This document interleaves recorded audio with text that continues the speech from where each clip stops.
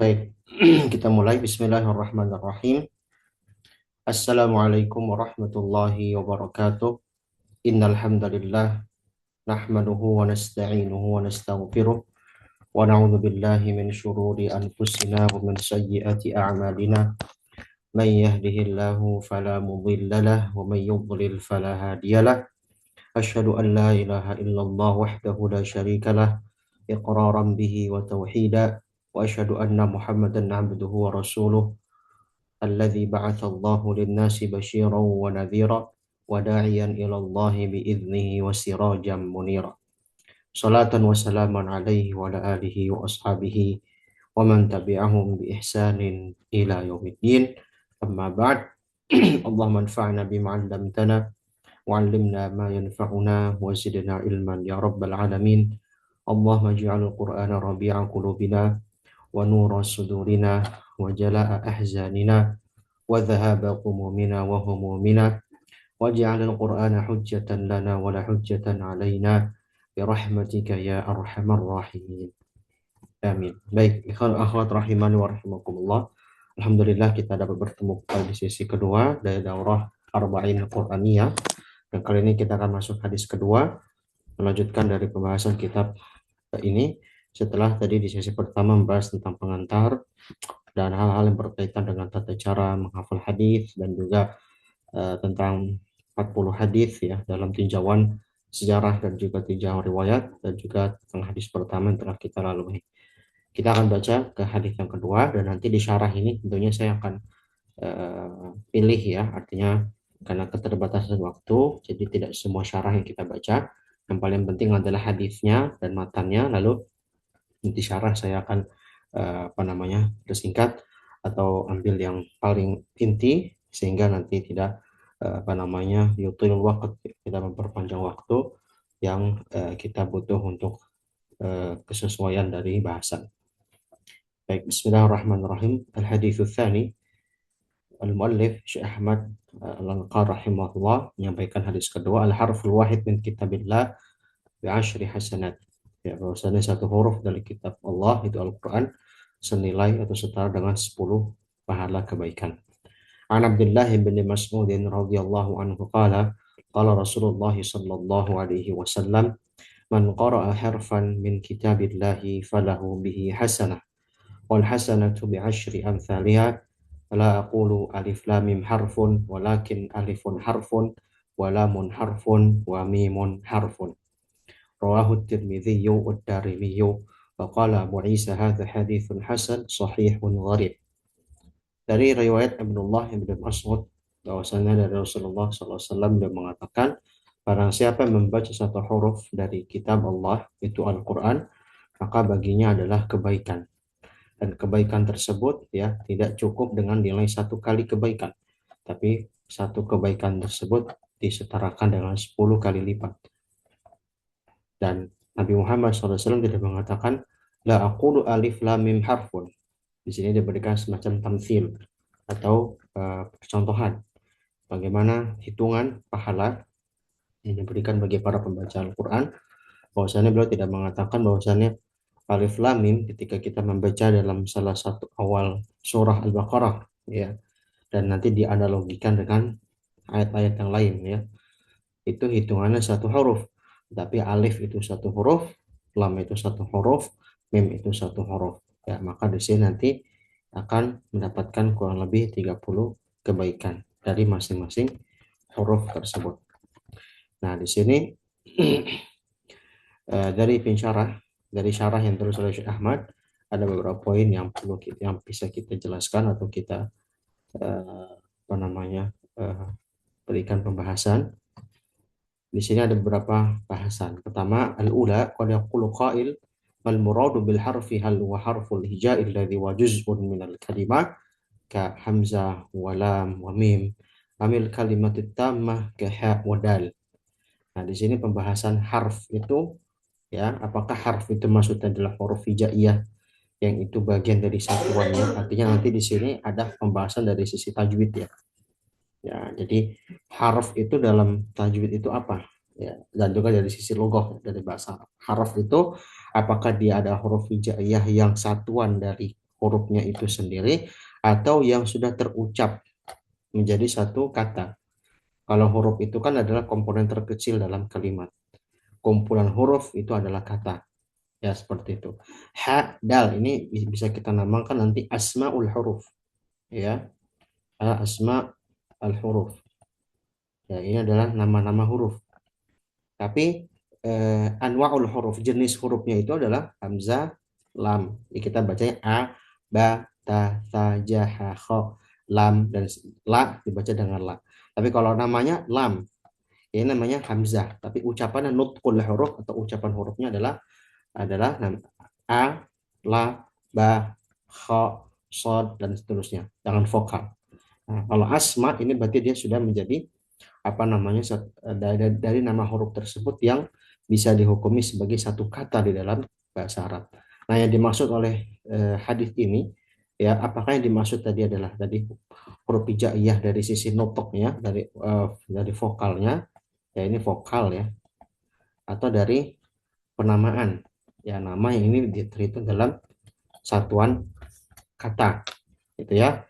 Zahir hadal hadits yadullu ala anna al-murada bil harfi wa harfu hija'i al-arab عندما تذكر الحرف مستقلا لا تذكره مجردا بل تأتي بمسماه كما صح عند الإمام مسلم والترمذي من حديث أبي وائل قال جاء رجل يقال لها نهيك بن سنان إلى عبد الله فقال يا أبا عبد الرحمن كيف تقرأ هذا الحرف ألفا تجده أم ياء من ماء غير آسن أو من ماء غير ياسن قال فقال عبد الله وكل القرآن قد أحصيت غير هذا إلى آخر riwayat.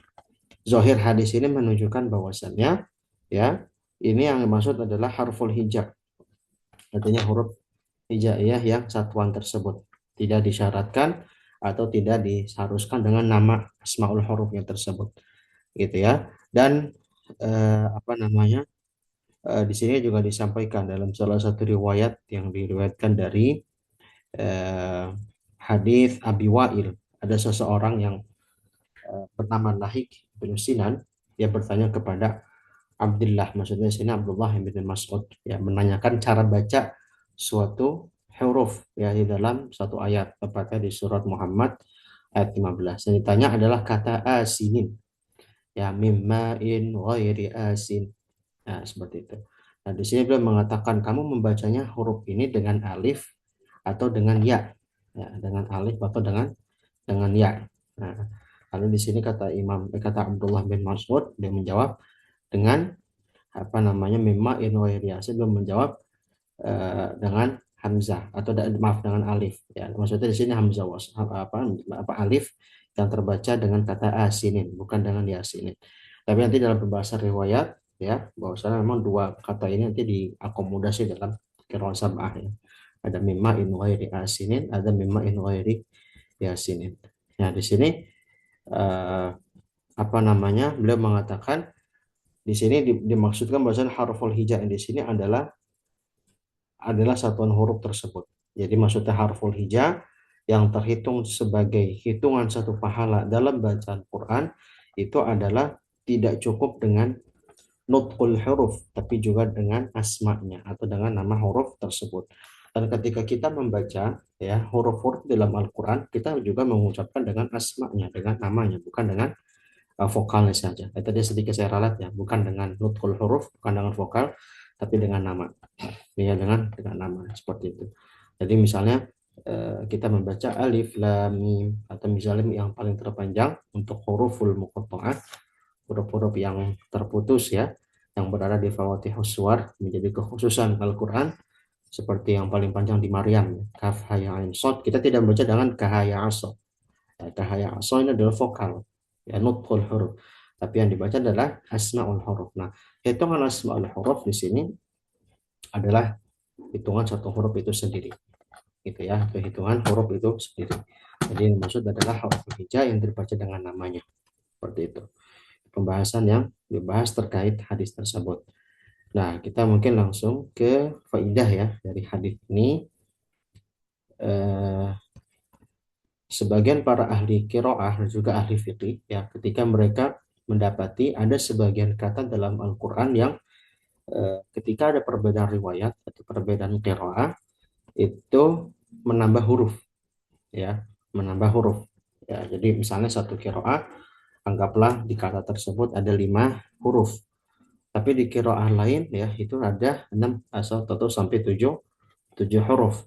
Nah, maka di sini para ulama mengatakan kalau ada perbedaan qiraah yang itu ada lebih banyak hurufnya, maka lebih baik kita ambil yang paling banyak jumlah hurufnya untuk mendapatkan pahala yang lebih besar, begitu ya. Nah, di sini diriwayatkan dari riwayat Imam Ahmad bin Hanbal, ya, riwayat di Harbin, idza ikhtalafatil qira'at fakanat fi ihdaha ziyadatu harfi ana akhtaru ziyadah wala yatruku 'ashra hasanat mithlu fa'azalahuma wa wassa wa awsa, ya. Qala al-qadhi faqad nassa ala annahu yakhtaru ziyadah lima ihtajja bihi min ziyadati thawab bi ziyadatil huruf. Nah, maka di sini kalau ada perbedaan qiraat, ya, yang itu ternyata di salah satu riwayat ada tambahan huruf, maka saya lebih memilih yang lebih banyak hurufnya, ada tambahan tersebut, ya, agar tidak kehilangan 10 pahala kebaikan. Kan dalam hadisnya kita sudah pahami ada satu huruf pahalanya 10 kali kebaikan. Misalnya ada satu huruf, satu kata punya 50 kebaikan dari 5 huruf. Ternyata qiraah lain punya 6 huruf. Ya, maka kita sayang gitu ya. Kita sayang atau kita kita sangat meninggalkan keutamaan yang besar, ya. Dari 50 ke 60, ya. Nah, kalau kita dapat 60 lebih baik daripada 50 gitu ya. Nah, contohnya di sini ada contoh yang direalisasikan dalam contoh juz 1, ya.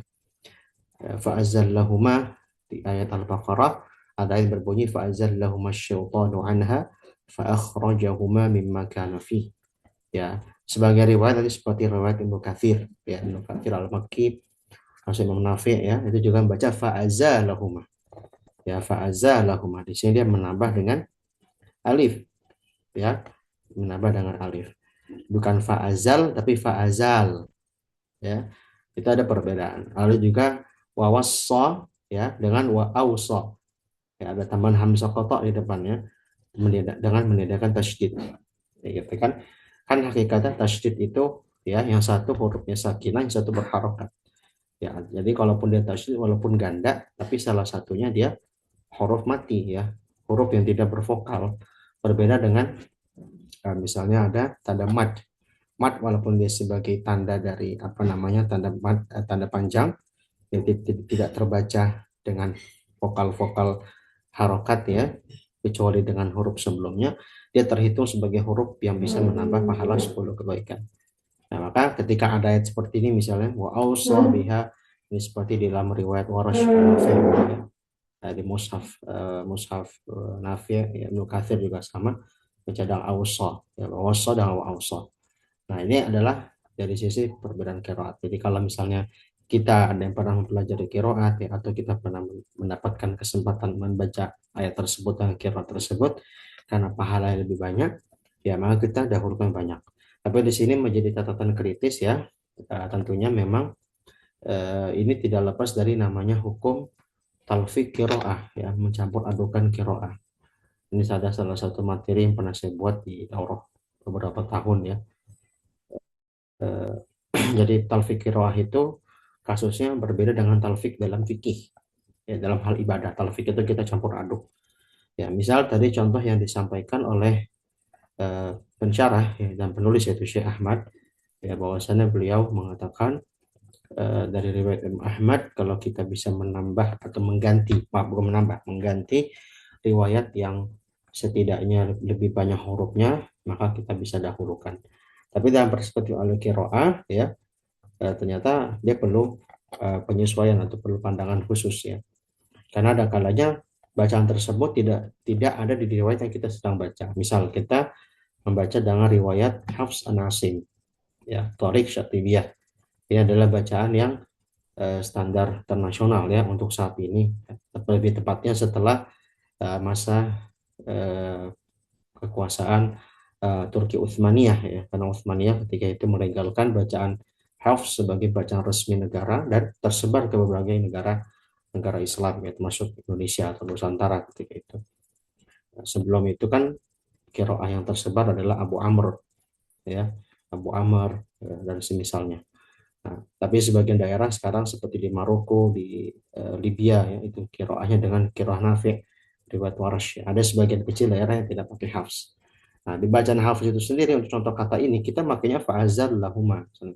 Terus juga untuk di Al-Baqarah juga ahad itu juga kita pakai wasabiha gitu ya. Artinya bukan dengan ini. Nah, ini kan nanti kan secara tidak langsung kita mentalfik ya, mencampur adukan ya. Dalam riwayat hafs ini nggak ada seperti ini. Boleh nggak kita mencampur adukan tersebut gitu ya? Nah, nanti di sini ada perinciannya nih, kitab dari Shorihun Nas Imam Ad-Dabba ya, beberapa referensi yang bisa dijadikan rujukan. Jadi kalau dalam rangka mengambil riwayat atau mengambil sanad Quran dalam proses mengambil sanad atau riwayat kepada guru dalam proses talaki itu dihindari, bahkan haram karena kita mencampur adukan riwayat yang tidak sesuai dengan riwayat tersebut.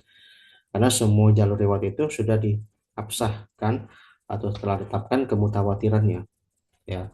Ibarat kita misalnya menisbatkan perkataan ini kepada fulan atau kepada Imam Fulan. Ternyata Imam Fulan nggak pernah mengatakan hal seperti itu. Itu kan secara langsung iftira ya, kedustaan dalam riwayat ya. Walaupun eh, bacaan tersebut tidak lahan gitu, tidak mengandung makna yang salah gitu ya. Nah, segala macam. Nah, tapi kalau dalam rangka misalnya membaca dalam sholat ya, di luar riwayat talaki, ya, di luar dalam proses mengambil sanad atau ijazah misalnya, maka itu boleh tapi lebih baik dihindari karena itu menjadi makruh atau aib, khawatir apa tercampur baur bacaan tersebut, kecuali memang nanti bacaan tersebut ya tidak itu bukan bagian dari usul atau kaidah pokok bacaan kiroah tersebut. Nah, untuk kasus fa'azal lahuma dengan wawasa wa auso, juga nanti contohnya ada dalam kaidah kiroah yang disampaikan oleh Abul Fadl Ar-Razi dalam kitab Al-Itqan ya. Itu diantaranya kan kaidah perbedaan kiroah itu adalah ziyadah wa naqisah ya, tambah dan mengurangi huruf. Contoh di Ali Imran ada yang berbunyi wasari'u ila maghfiratim mir rabbikum. Nanti dalam riwayat kiroah Nafi itu wa-nya dibuang. Ya, jadi langsung baca sari'u ila maghfiratim mir rabbikum. Ya, rohnya dibaca dengan tarqiq. Ya. Jadi yang satu wawunya dibaca, jumhur kira baca dengan waw, tapi kira Nafi dihilangkan dengan wawunya dihilangkan. Nah, itu kan seperti itu nanti ada penambahan pengurangan itu sebenarnya bukan masuk kaidah usul, artinya dia bagian dari kaidah faras atau cabang dari kaidah bacaan tersebut. Artinya kalau itu misalnya ya dicampur dicampur dengan bacaan qiraah lain, ya itu tidak mempengaruhi kaidah pokok bacaan itu. Ya, maka sebenarnya masih diperbolehkan. Ya, seperti itu.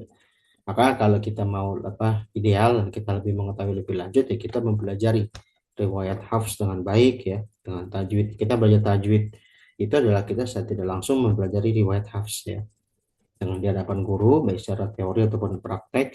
Lalu setelah itu kita meluaskan pengetahuan di madhab qiraah yang lain atau riwayat yang lain ya seperti itu sehingga kita tahu gitu mana yang bagian farsh cabang dari bacaan, mana yang bagian dari usul ya seperti itu. Nah, untuk kategori ini kenapa diperbolehkan oleh Imam Ahmad dan juga sebagai ahli qiraah karena memang dia bukan kaidah pokok ya, begitu. Jadi kalau kita baca dengan hafs misalnya baca dengan فأزالهما الشيطان عنها فأخرجهما مما كان فيه atau misalnya wa awsa biha Ibrahim dan semisalnya ya selama itu tidak menimbulkan fitnah, misalnya kita sebagai imam di masjid ada jamaah yang hafal itu bisa salah maka jangan dilakukan ya dalam rangka ta'lim atau dalam rangka murojaah mandiri itu boleh ya, gitu. Jadi boleh ya kita menambah atau memilih ya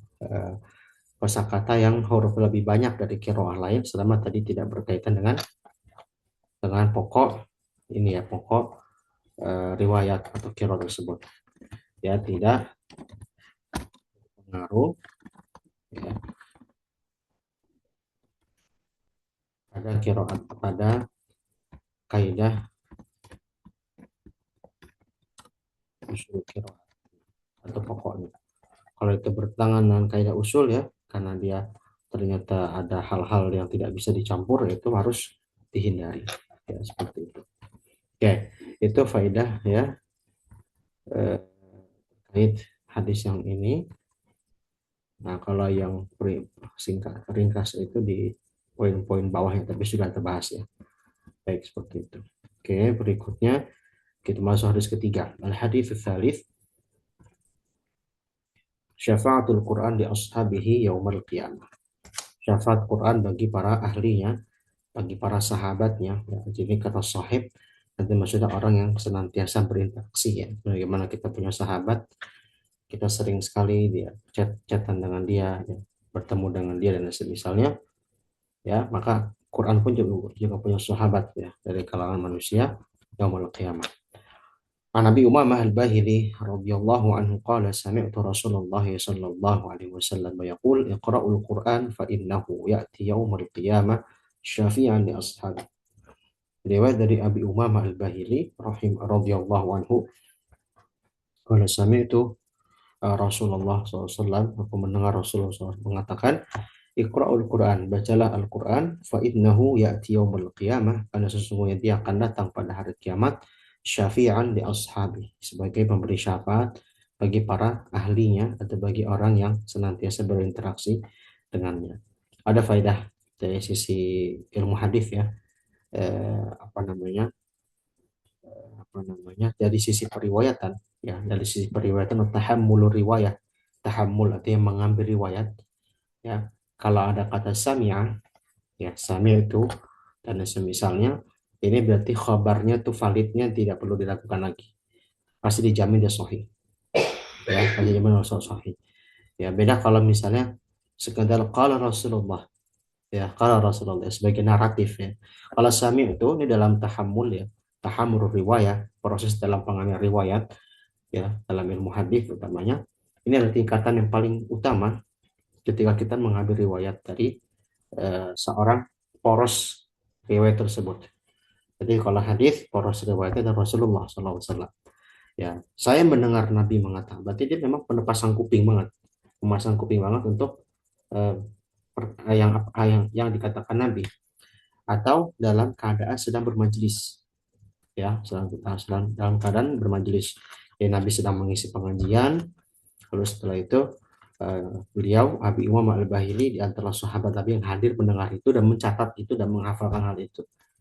Ya, maka ini juga diambil hikmahnya oleh para ulama riwayat dan ulama hadis ya zaman sekarang, ketika kita ingin mengambil riwayat suatu kitab ya, atau riwayat dari guru kita, memang paling tinggi itu atau paling absah, yang paling valid, yang paling sempurna atau ideal ya dari sisi periwayatan adalah ketika gurunya membacakan riwayat tersebut.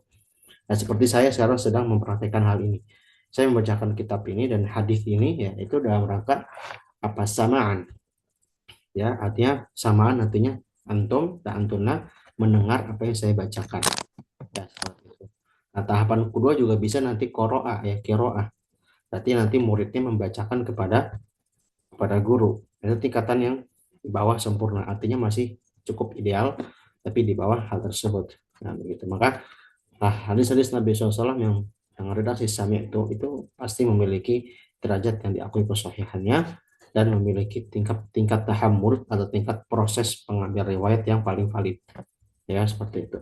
Dan di dalam kitab Arba'in Quraniyah ini memang Syekh Ahmad memprioritaskan hadis-hadis dari Bukhari Muslim ya. Makanya kebanyakan rawahunya dari Bukhari Muslim, walaupun ada sebagian dari Sunan An-Nasai, Tirmidzi dan yang semisal. Ya, kita tambah faedah dari sisi ilmu hadis ya. Oke.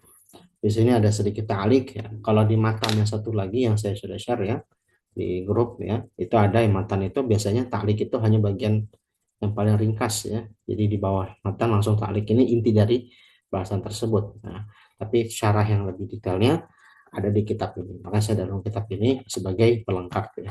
Nah, seperti itu. Nah, di sini ada pembahasan ya. Misalnya fil hadithi itsbatun lisyafa'ah yaumil qiyamah ala ikhtilafis syafa'at wasyufa'a. Ya, di sini ada penetapan adanya syafaat pada hari kiamat. Ini ada kaitan dengan akidah ya. Kalau sunnah wal jamaah mengimani bahwasanya syafaat berhak didapati orang-orang mukmin di yaumul akhir ya, khusus di yaumul hisab. Dan tapi kita mesti bedakan antara syafaat sebagai objek ya, dan juga syufa'a, orang yang memberikan syafaat atau subjek yang memberikan syafaat. Wasyafa'ah la takunu illal muwahhid.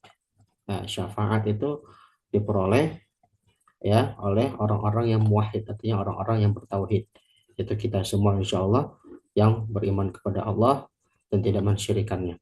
Tapi amal musyrik falaysa lahu syafa'ah. Orang-orang musyrik dia nggak berhak dapat syafaat. Walau kana min ahfadhin nasi lil Quran. Walaupun dia termasuk orang yang paling hafal Quran.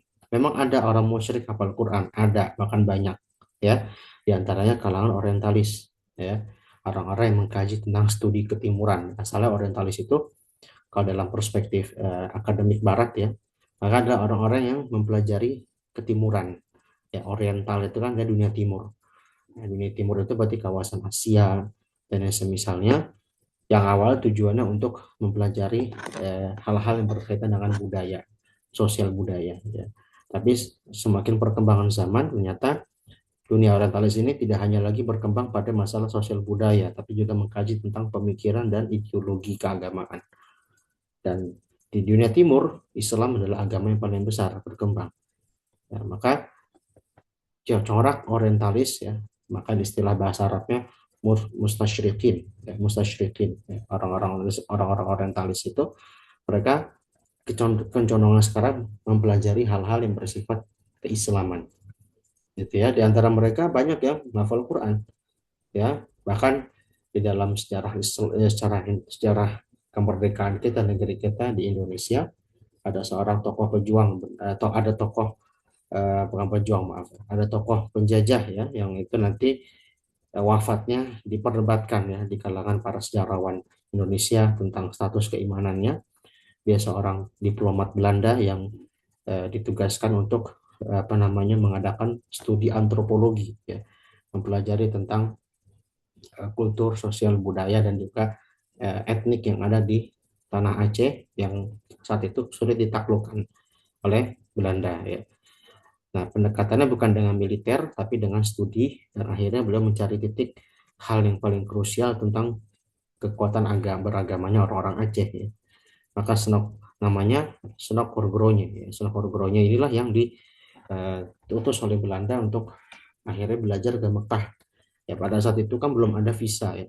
Sekarang mungkin nggak ada visa, orang-orang dari negara-negara Eropa mungkin tidak bisa masuk secara bebas karena dia orang non-Muslim. Ya. Tapi dia bisa masuk ke Mekah belajar dan pulang dari Mekah ya digelari seorang syekh dengan nama Abdul Ghaffar ya. Dan dia menjadi orang yang berdakwah tentang Islam, tapi dia sebenarnya tidak beragama Islam. Artinya dia menyembunyikan kekafirannya, tanda kutip ya, munafik ya seperti itu. Ternyata dia ada tujuannya kenapa dia mempelajari Islam sampai ke Mekah untuk mendapatkan kepercayaan orang Aceh dan mengadakan politik adu domba. Adu dombanya adalah diantaranya orang Islam itu nggak perlu lagi fokus politik. Orang Islam itu cukup di masjid, ngaji aja di masjid, nggak perlu peduli politik, nggak perlu peduli ilmu sosial, ilmu sains, ya nggak perlu itu, fokus ngaji dan belajar agama aja, fokus ibadah. Akhirnya semangat juang orang-orang Aceh semakin lemah dan bisa ditaklukkan.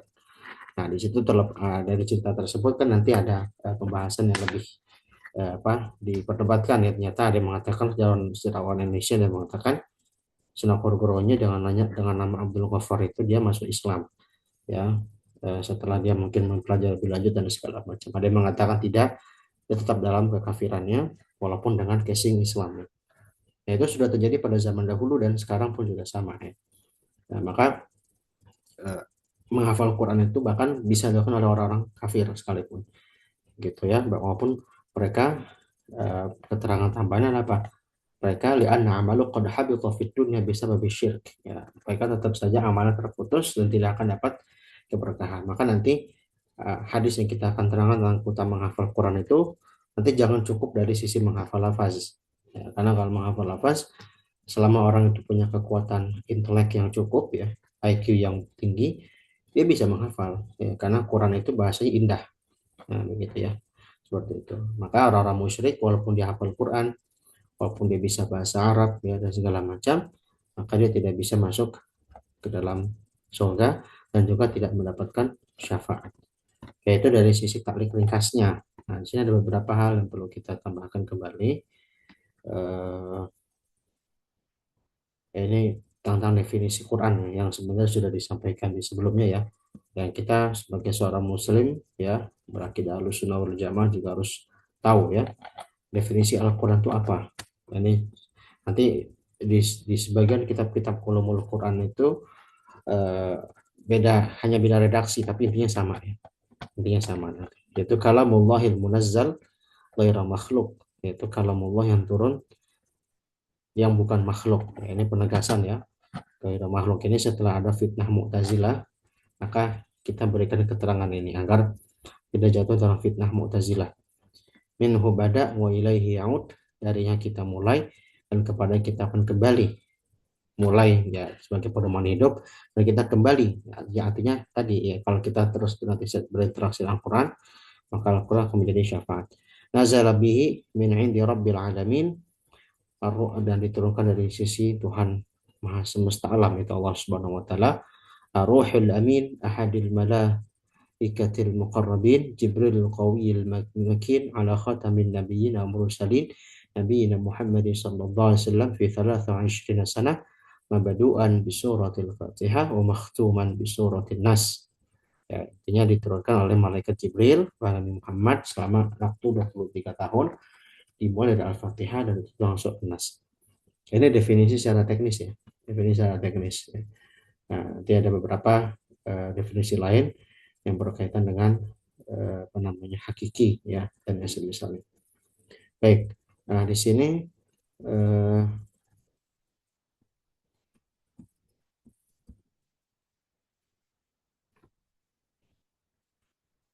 Rasulullah mengatakan fa innahu ya'ti yaumil qiyamah syafi'an.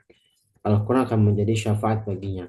Di sini maksudnya apa? Idza kana yaumul qiyamah ja'alallahu azza wa jalla thawaba hadzal Qur'an syai'an qa'iman bi nafsihi ya'ti yaumal qiyamah yashfa' li ashabi. Innallahi subhanahu mutaliban wa mutawassitan lahum wa ashabuhum humul mudawimuna ala tilawatihi nadharan wa hifdhan wa amalan. Yaitu ketika pada hari kiamat Allah menjadikan pahala dari bacaan Quran itu sebagai sesuatu berdiri sendiri baginya datang kepada dia. Jadi maksudnya nanti bukan berarti Al-Quran datang itu fisik Qurannya. Ya, jadi kan orang mungkin memahaminya, ada orang yang mungkin masih butuh bayangan gitu ya. Al-Quran, bacalah Quran, maka dia akan menjadi syafaat bagi para ashabnya gitu kan. Nah maksudnya datang itu ya itu maksudnya apakah fisik mushaf Quran itu datang kepada kita ya lalu memberikan syafaat kepada kita ya tidak. Maksud di sini adalah yang datang adalah pahalanya itu. Pahala dari bacaan kita yang kita itu tentu perkara gaib. Kita tidak tahu bagaimana bentuk pahalanya ya. Yang dengan pahala itu akan memberikan penolong. Nanti kita akan bahas definisi syafaat. Ya, syafaat itu dari kata syaf'un ya artinya tadi sudah lewat di atas ya. Jadi syafaat itu artinya sesuatu yang genap. Lawan dari witer, ganjil. Kalau witer kan ganjil. Syaf'un, syafi'un nanti genap. Secara bahasa, secara istilah berarti dia sebagai penolong. Ya, sebagai apa namanya argumentasi. Ya, sebagai pendukung. Kayak gitu ya. Dan misalnya. Dan dia akan menolong para ashabnya, menolong para orang yang setia dengan Quran, ya, yang meminta kepadanya menjadi perantara baginya atas segala kekurangan yang mereka miliki nanti, yang mereka syaratnya apa? Mudawimuna ala tilawatihi nawaran wa hifdhan wa amalan. Nah, jadi syarat kita bisa dapat syafaat Quran itu tiga, ya. Yang pertama kita senantiasa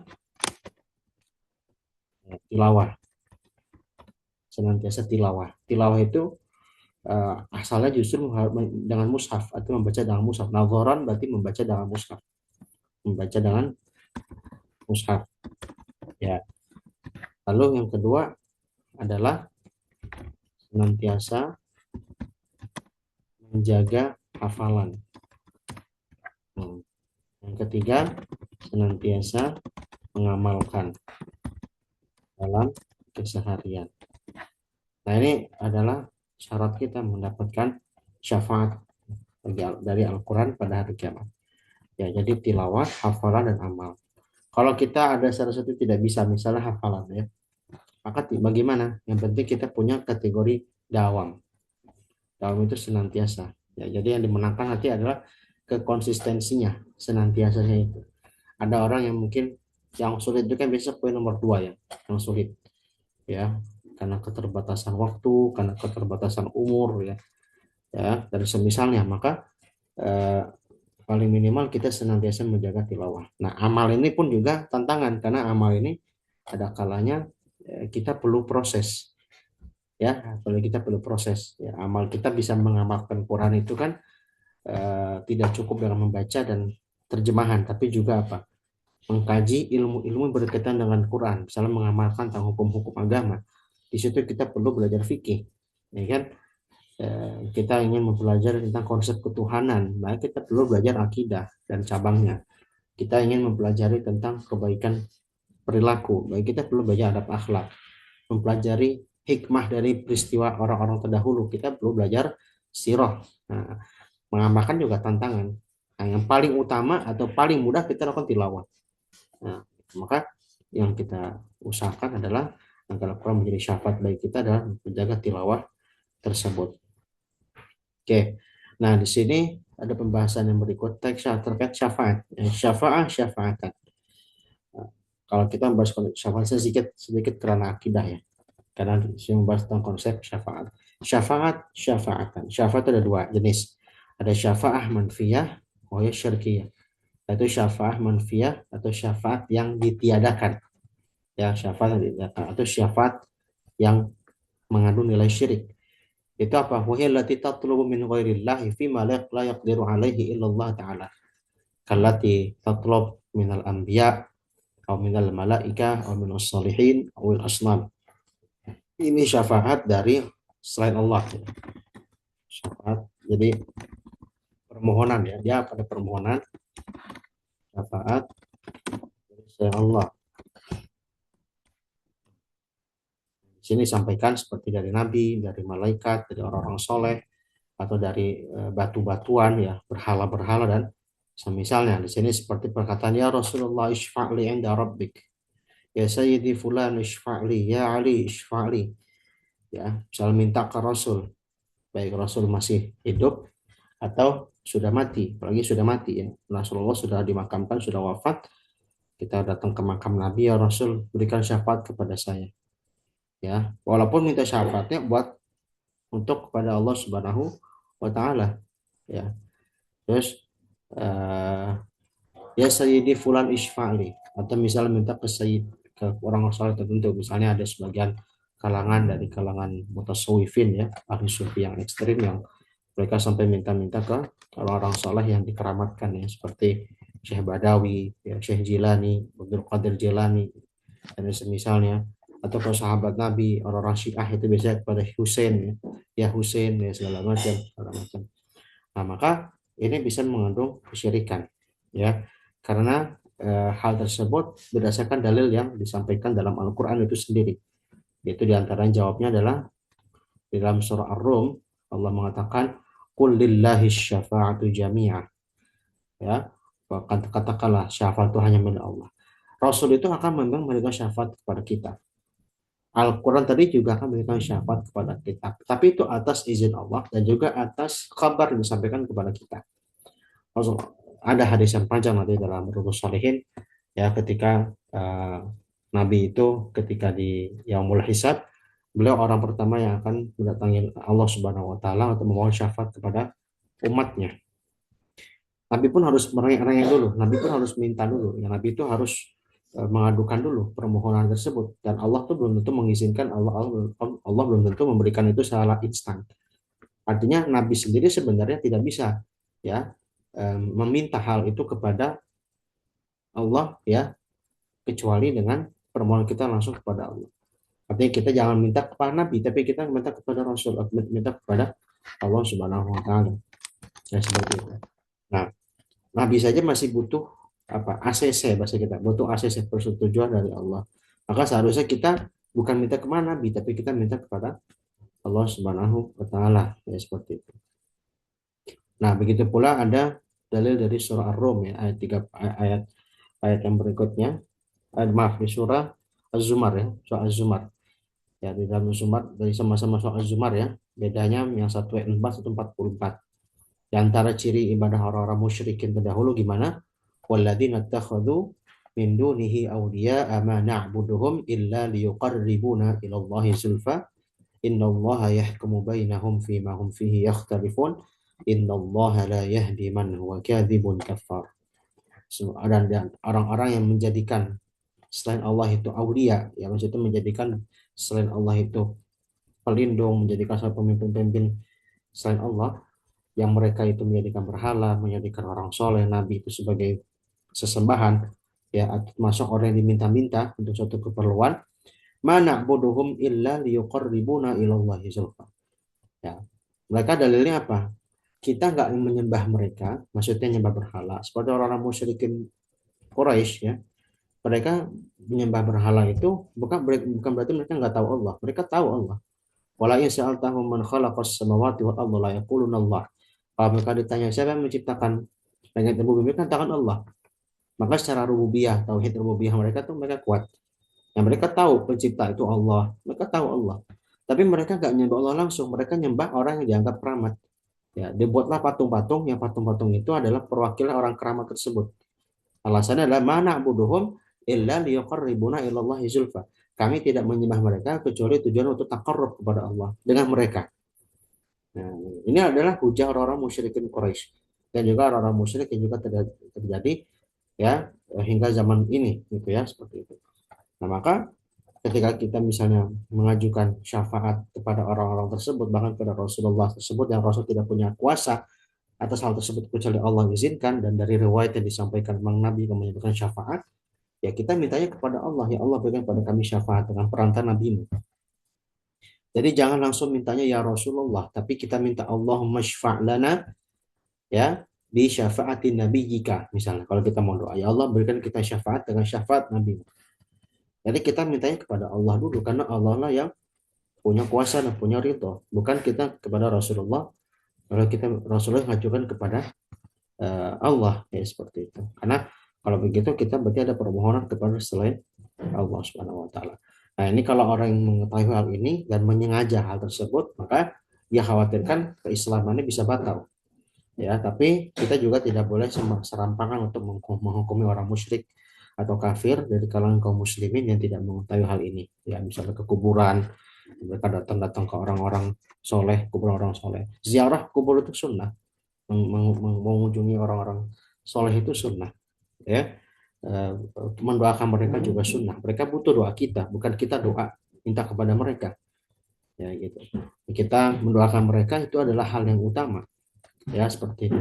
Tapi bukan kita minta doa kepada mereka. Nah, ini syafaat yang syirkiyah, syafaat yang manfiyah, yang tertolak. Nah, begitu ya. Nah, berikutnya adalah syafaat as-sahihah al-muthbatah. Itu syafaat yang benar dan juga berdasarkan dalil yang akurat ya di antaranya asy-syafaat as-sahihah al-muthbatah indallah wallati yuhibbuha yardaha ya allati tatlubu minallah wahdah kama naqul Allah marzuqna syafa'ata nabiyyika Muhammad sallallahu alaihi wasallam yaumil qiyamah. Nah, di sini juga termasuk dan tadi saya sempat sampaikan.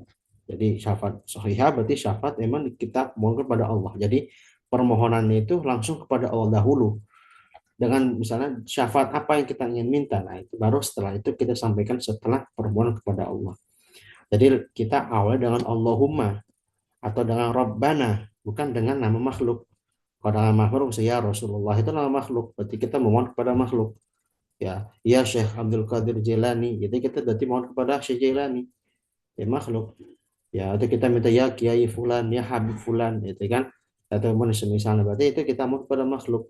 Nah, kita awal itu dengan nama Allah, yaitu dengan Allahumma atau Rabbana. Semoga dalik. Nah, maka di sini Allah marzuqna syafa'ata nabika Muhammad sallallahu alaihi wasallam yaumil qiyamah. Ini contoh doa kalau kita pengen minta syafaat Nabi, ya, dahulukan dengan nama Allah. Ya, jadi hadap kita di antara doa, doa mohon syafaat adalah ajukan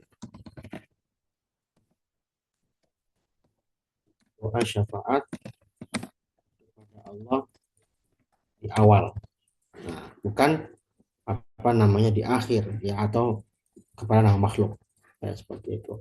Nah, itu juga bisa kita ganti dengan Quran misalnya. Nah, doa yang sering dipakai itu adalah seperti doa yang Nabi SAW mengajarkan. Allahumma ja'alil Qur'ana hujjatan lana wala hujjatan alaina. Ya Allah, maj'al Qur'ana hujjatan lana. Ya Allah, jadikan Quran ini sebagai hujjah bagi kami, hujjatan li. Itu idiom dalam bahasa Arab. Jadi kalau hujjah li itu artinya sebagai penolong, sebagai argumentasi, masuk mana juga syafaat. Wala taj'al Qur'ana hujjatan alaina. Dan jangan jadikan Quran itu sebagai hujjah alaina, alayya. Kalau satu orang alayya, kalau banyak alaina. Hujjah alayya berarti dia maksudnya adalah musibah, bencana. Jadi Al-Quran itu tidak menjadi penolong bagi dia. Pahala yang kita baca dari Al-Quran itu tidak akan nampak, justru akan menjadi azab.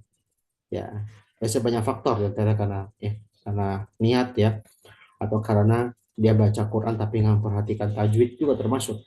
Dia nggak mau belajar baca Quran dengan benar, atau ketidaksesuaian antara ilmu dengan amalnya, ya, dan semisal.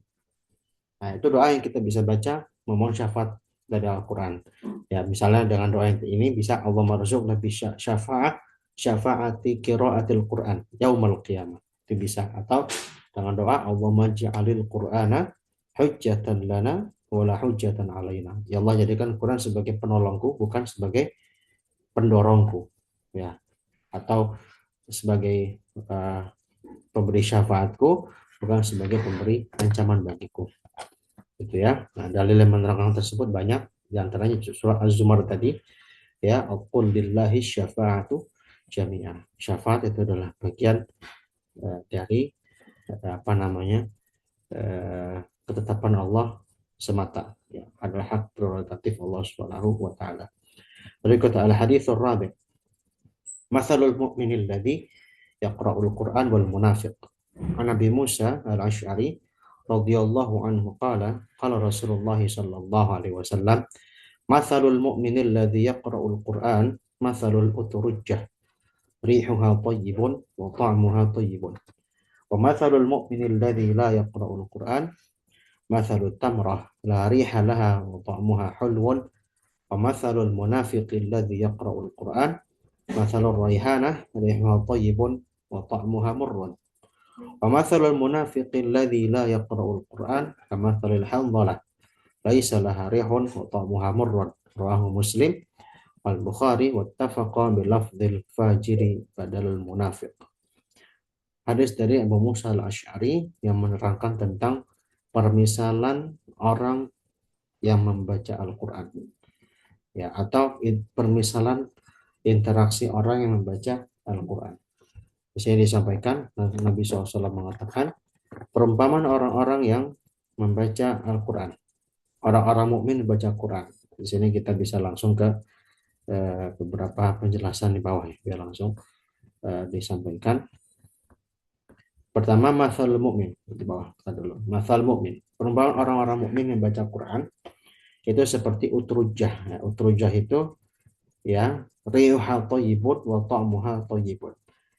Jadi diberikan perumpamaan seperti buah, ya, atau nanti ada nama bunga, ya, ada nama bunga satu, ya, diantaranya orang mukmin itu kalau baca Quran perumpamaannya seperti utrujah, baunya wanginya baik, bagus, gitu ya, wanginya terasa harum dan rasanya juga enak. Nah, utrujah itu nanti ada beberapa penafsiran, ya, diantaranya yang paling sering disampaikan, ya, turujah itu seperti, ya, seperti tapi bukan bukan persis seperti jeruk, ya.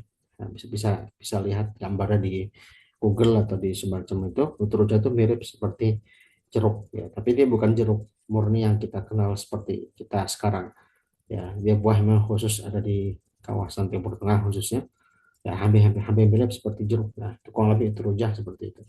Nah, orang mukmin membaca Quran perumpamaannya seperti buah utrujah, artinya dia wanginya harum dan baunya juga baik. Nanti ada penjelasan lebih lanjutnya. Wa mathalul mu'minil ladzi la yaqra'ul Qur'an mathalut tamrah. Perumpamaan orang mukmin yang tidak baca Quran itu seperti buah kurma. Dari halaha wa ta'muha khudwan. Dia tidak punya apa namanya wangi ya. Kurma itu kan umumnya kalau kita beli kurma ya, dia tidak punya wangi yang semerbak ya. Artinya ya dia biasa saja ya, mau itu kurma ajwa sekalipun ya, atau kurma Tunisia atau kurma mejol yang paling gede itu. Walaupun kurma itu rata-rata dia tidak punya harum yang semerbak ya, seperti buah yang tadi utruja, kayak jeruk atau misalnya buah durian gitu ya dan segala macam. Tapi rasanya manis ya, mutamuha halwan itu rasanya manis ya. Wa mathalul munafiqil ladzi yaqra'ul Qur'an mathalur raihanah.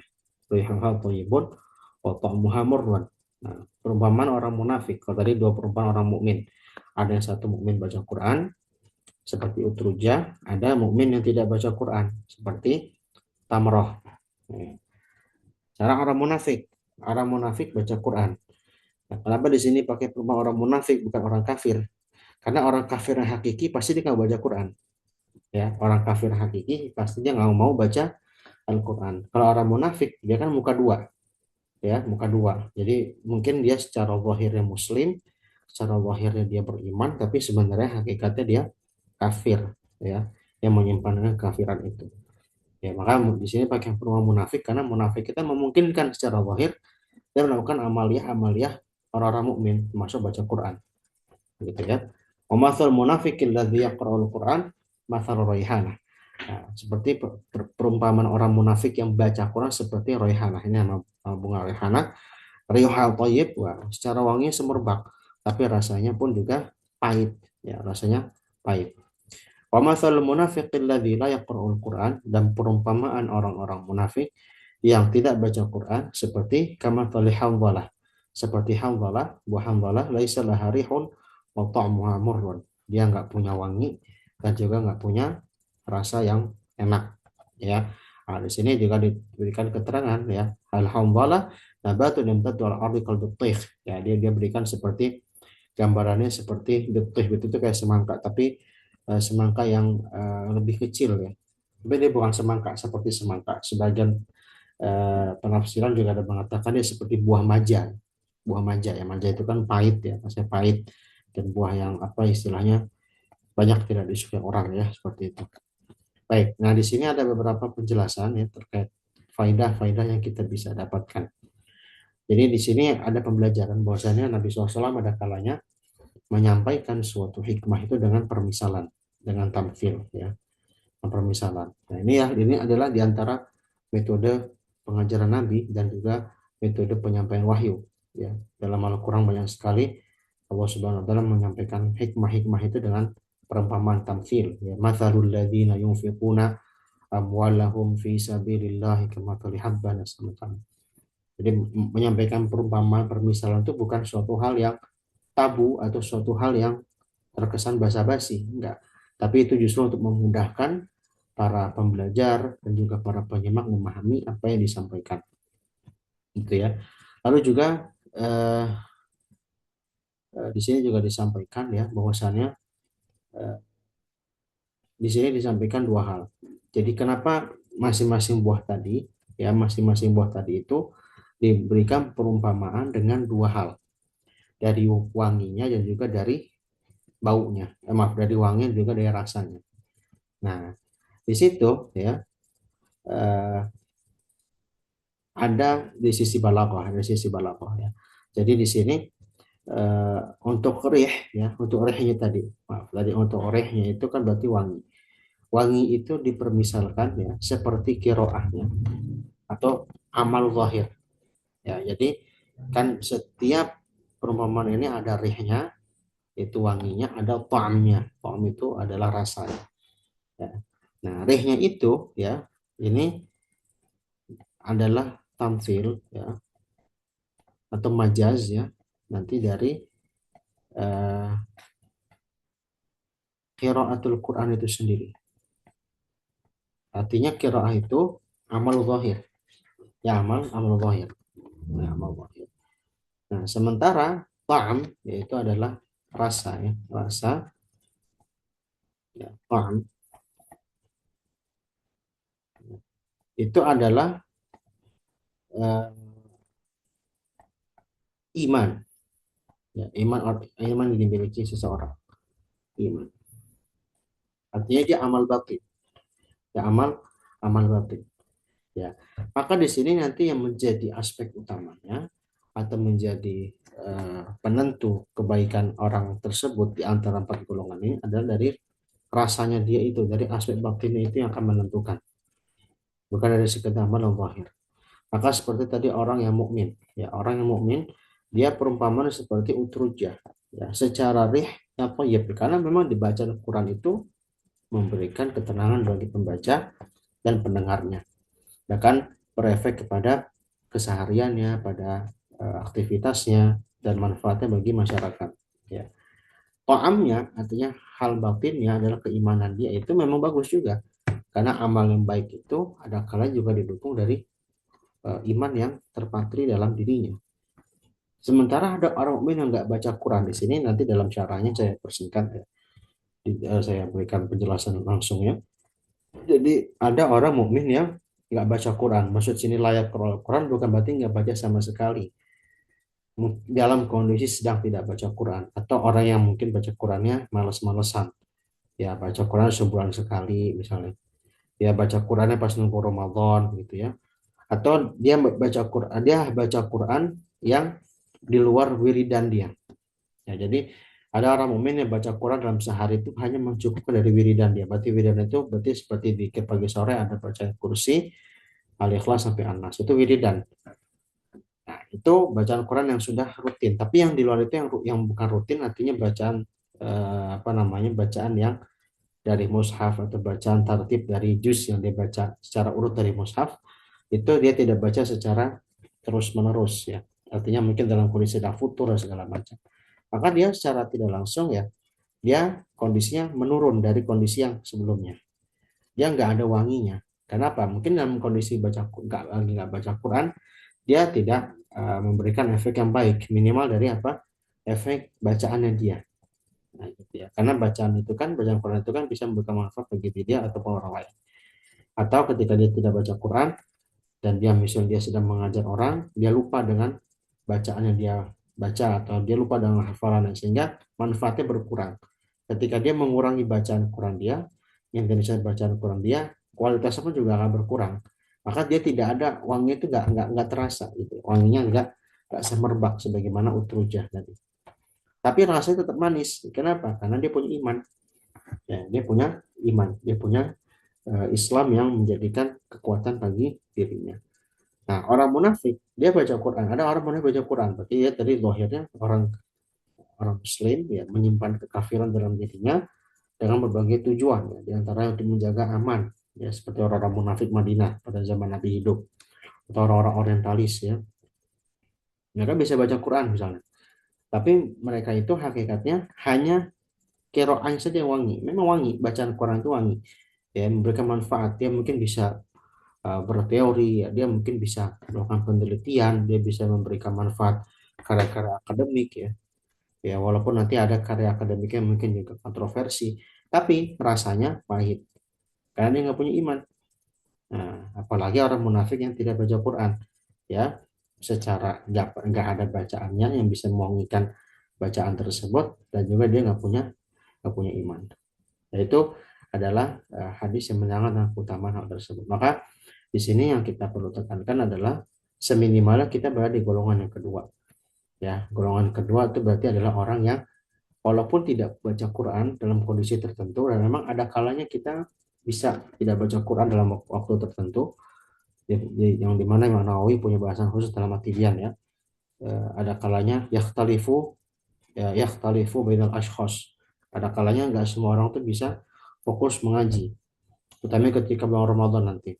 Kita punya target khataman, tapi ternyata nggak bisa banyak baca karena apa? Ada yang mesti bekerja, ada yang mesti belajar, ya. Kalau ada yang mesti ke kuliah, ya, ada yang mesti apa namanya mengajar dan yang semisalnya, ya. Dan itu ternyata tidak bisa efektif dalam memaksimalkan waktu baca Qur'annya. Karena ketika itu Eh, Selama dia gunakan waktunya untuk kebaikan-kebaikan yang positif, maka itu dia bisa terimbangi dengan kegiatan positif tersebut walaupun tidak membaca Al-Quran. Yang penting dia masih punya keimanan dan keistiqomahan. Ya, seperti itu. Baik. Oke, satu hadis terakhir untuk malam ini. Sebelum ditutup nanti kalau ada mau diskusi, al-hadithul khamis, ajrul mahiri bil Quran walladhi yatata'ta'u fih. Nah, adalah pahala bagi orang yang pandai membaca Al-Quran dan yang terbata-bata. An Aisyah radhiyallahu anha qalat qala Rasulullah sallallahu alaihi wasallam al-mahiru bil Qur'ani ma'as safaratil kiramil bararah والذي يقرأ القرآن ويتتعتع فيه وهو عليه شاق له أجران وفي رواية والذي يقرأه وهو يشتد عليه له أجران رواه البخاري ومسلم واللفظ لمسلم وأهل السنن. Ya, dari Aisyah radhiyallahu anha qalat, bahwa Nabi SAW mengatakan orang yang pandai membaca Al-Quran maka kelak dia di akhirat ya bersama malaikat yang baik dan juga berbakti kepada Allah Subhanahu wa taala. Ini ada malaikat Safarah. Ada sini nanti ada penjelasan ya. Wa hadhihi awsaful malaika rahman alladzina yahmiluna risala al-wahyi wal wahyi ila rusul minal bashar. Qala Allah taala fi surati Abbas fi suhufin mukarramah marfu'atin mutahharah bi aidi safarah kiramin bararah. Nah, di sini ada salah satu malaikat ya.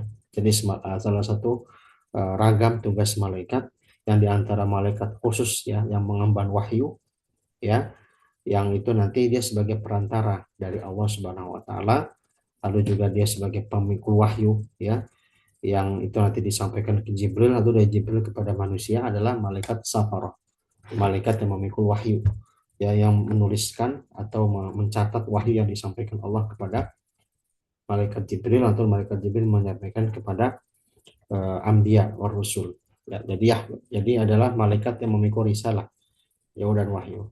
Nah, orang-orang yang mahir dengan Al-Quran, orang yang pandai membaca Quran, di sini mahir itu maknanya dia mahir mencakup semua aspek ya, bacaan, terus hafalan dan juga lafaz. Dan pemaknaan tentunya, bacaan atau lafaz, terus juga hafal dan pemaknaan. Itu mahir. Tiga hal tersebut ya. Nah, tapi paling minimal sekali di sini ya, kriteria paling utama yang disampaikan para ahli qiraah adalah al-hadithul mujawwad al-mutqin alladhi yaqra'u Qur'an wa la yalhan wa la yataraddad fihi wa la yatashaqqu 'ala al-qira'ah li judati hifdhihi wa itqanihi. Kalau ditanya mana yang lebih utama diprioritaskan dari sisi standar mahirnya Al-Qur'an, orang yang ahli Quran itu justru bacaan. Ketika ingin mendapatkan prioritas kategori orang yang mahir dengan Quran, al-mahiru bil Quran. Ya, walaupun bukan berarti menegasikan pentingnya amal. Ya, karena nanti ada lagi yang khusus tentang terutama orang yang bisa mengamalkan dan mendakwakan Quran. Kalau ditanya apa yang keutamaan mahir itu mana yang diprioritaskan, bacaan atau amal? Walaupun semuanya bisa mencakup adalah bacaan dulu. Ya, karena Quran itu dari sisi penjauhan wahyu adalah fokus kepada lafaz yang baik dan benar.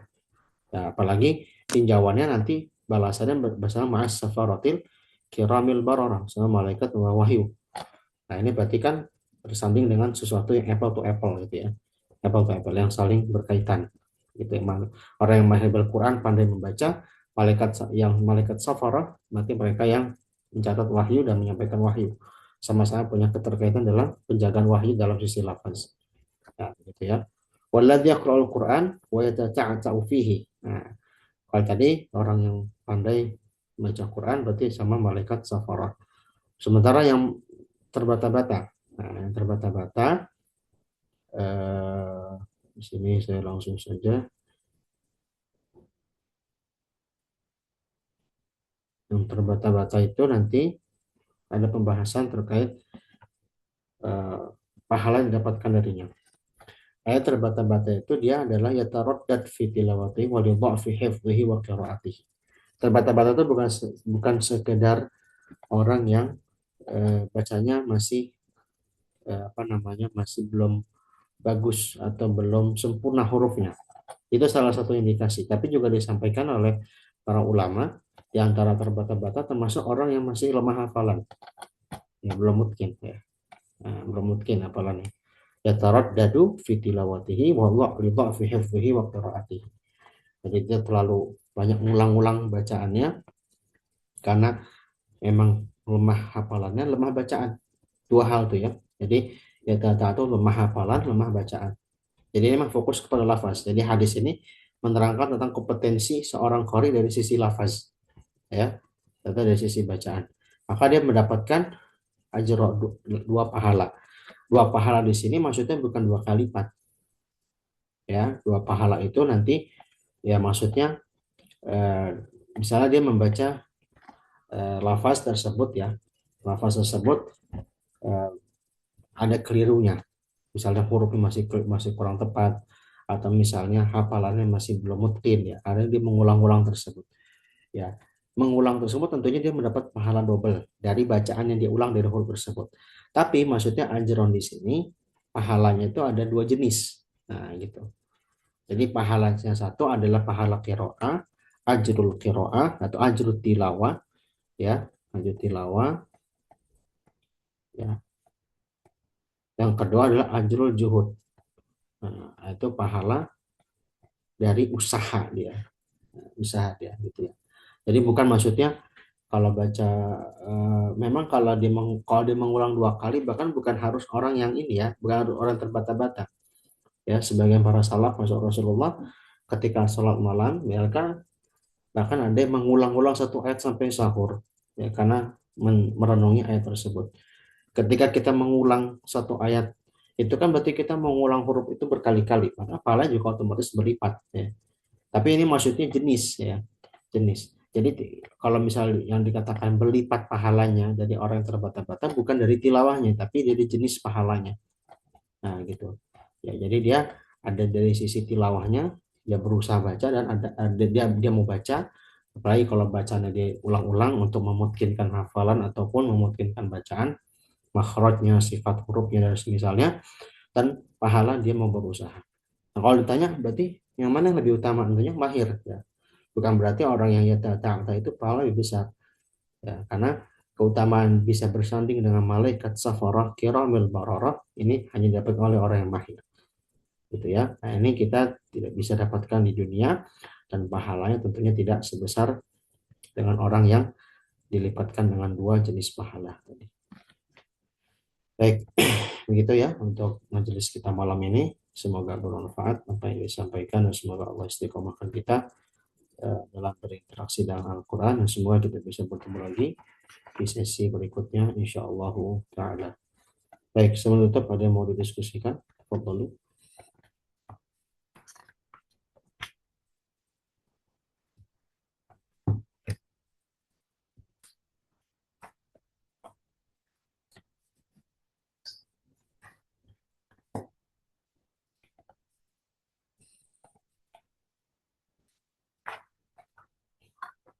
Baik, kalau tidak ada, tidak mengapa.